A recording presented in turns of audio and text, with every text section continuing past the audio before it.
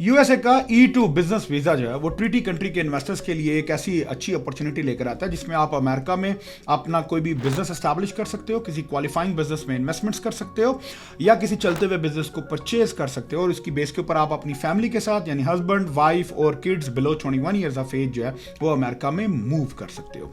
अब E2 visa का जो प्री रिक्विजिट्स है, उसकी जो रिक्वायरमेंट्स है वो ये होती है कि आपको एक सब्सटेंशियल अमाउंट ऑफ इन्वेस्टमेंट जो है वो किसी क्वालिफाइंग बिजनेस में करनी होती है।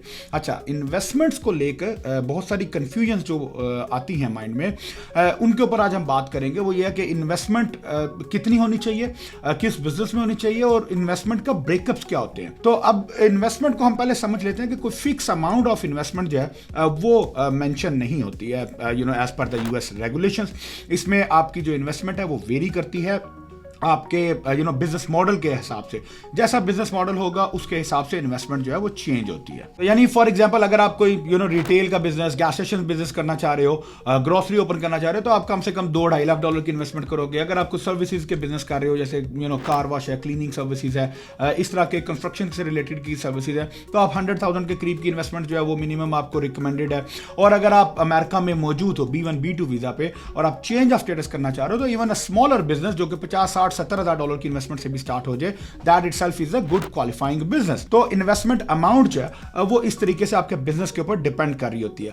लेकिन जो भी एक अमाउंट होती है, बहुत से लोग इस चीज को बड़ा कंफ्यूज करते हैं और बहुत मिस्टेक्स करते हैं जो बाद में उनको बड़ी ट्रबल क्रिएट करते हैं कि आपका जो इन्वेस्टमेंट बजट है, इट्स नॉट ओनली कि आपने बिजनेस, फॉर एग्जांपल आपने कोई एक लेट्स से रेस्टोरेंट परचेज किया, ठीक है, $80,000 में आपने बिजनेस को परचेज किया, या $100,000 की हम फॉर सेफर साइड जो है वो ऑप्शन ले लेते हैं।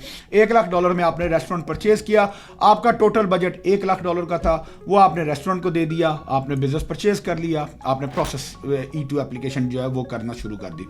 अब यहाँ पे आपको बड़ा इंपॉर्टेंट है, जो सबसे ज्यादा मिस्टेक होती है कि आपका जो टोटल बजट है उसके मल्टीपल ब्रेकअप्स होंगे, ठीक है। अगर आप सारे पैसे जो है वो एक यानी सिर्फ बिजनेस परचेज या अक्वायर करने में लगा दोगे या स्टार्ट करने में लगा दोगे, then you get trouble. Because सबसे पहला जो major chunk of your investment है, that is your capital investment, जिसमें आपने वो बिजनेस को परचेज किया। तो लेट्स से अगर आपका $1 लाख का बजट है, तो आपने उस $1 लाख का बिजनेस नहीं परचेज करना, आपका बिजनेस परचेजिंग जो है वो उससे कम की होगी। फॉर एग्जांपल $60,000 $70,000 का बिजनेस आप परचेज कर सकते हो, आप पूरे $1 लाख का नहीं करोगे। क्यों? वो इसलिए कि उस इन्वेस्टमेंट के अलावा आपके बिजनेस के एप्लीकेशन प्रोसेस चार्जेस भी हैं, यानी वीजा एप्लीकेशन प्रोसेस चार्जेस हैं, जो कि समवेयर बिटवीन एटलीस्ट $10,000-$20,000 $15,000 के करीब आपके सारे के सारे, डिपेंडिंग अगेन मल्टीपल फैक्टर्स हैं उसमें, बट इतने आपकी कॉस्ट ऑफ एप्लीकेशन जो है ऑन एवरेज वो भी आपकी बीच में ऐड होती है। और वो आपकी बिजनेस की इन्वेस्टमेंट नहीं है, वो आपके वीजा के एक्सपेंसेस है। तो एक तो वो आपको आ गई, उसका आपने बजट जो है वो सेपरेट रखना है कि आपके पास जो कॉस्ट ऑफ प्रोसेसिंग है वो आपके हो सके। अच्छा, दूसरी चीज जो है, आपने $1 लाख में या $60,000 में आपने बिजनेस टेक ओवर किया, उस बिजनेस के ऊपर भी एक्सपेंसेस होंगे।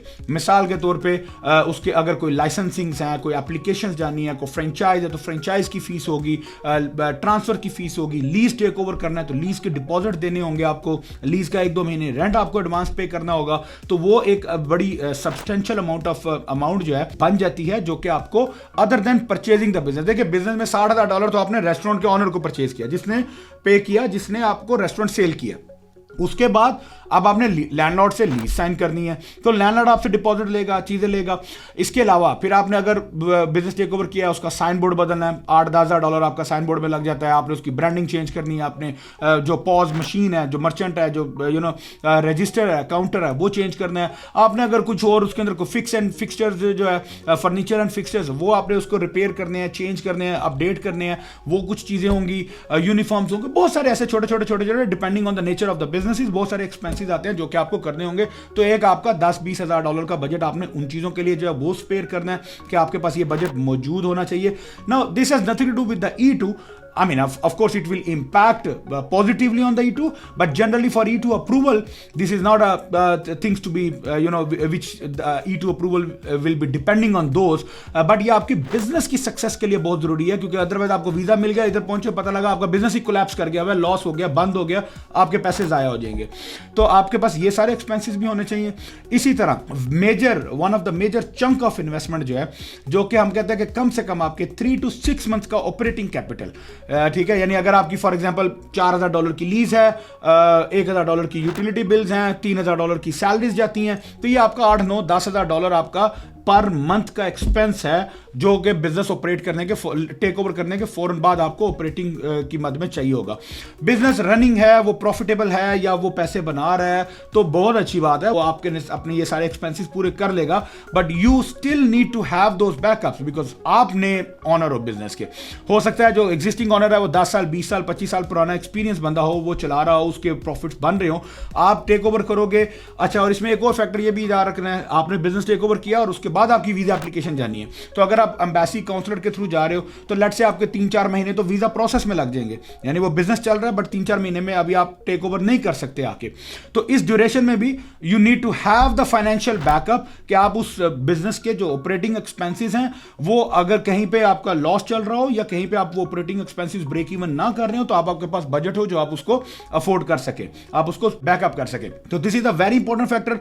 बहुत कॉमन मैं देखता हूं, लोग आए जी हमारा 60,000 का बजट है, चेंज ऑफ स्टेटस करना है, 60,000 दिया और उनको लगता है कि 60,000 दिया and that's it, the topic closed. No, the topic doesn't get closed. In fact, the new chapter starts from here because the once you take over the commitment of the business, irrespective of जैसा भी business है, उसकी marketing पे पैसे लगेंगे, branding पे लगेंगे, infrastructure पे लगेंगे, utilities पे लगेंगे, lease पे लगेंगे, salaries पे लगेंगे, उसकी maintenance and management पे लगेंगे।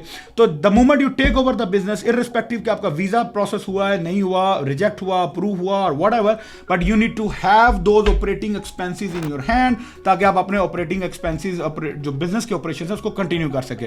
अदरवाइज होगा क्या, आप अगर 2 महीने लीज नहीं जमा करवाएंगे, लैंडलॉर्ड आपको वेकेट नोटिस भेज देगा, ठीक है, you have to vacate the property.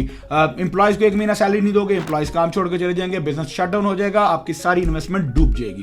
तो मेक श्योर आप अपना पहले इन्वेस्टमेंट बजट डिसाइड कीजिए, फिर उसके ब्रेकअप बनाएं कि अगर आप का बजट $1,00,000 का है तो आप 1,00,000 का बिजनेस नहीं परचेज कर सकते, आपको टेक्निकली स्पीकिंग 60-70 हज़ार का बिजनेस परचेज करना ताकि बाकी एक्सपेंसेस बाकी चीजों में यूज हो सके।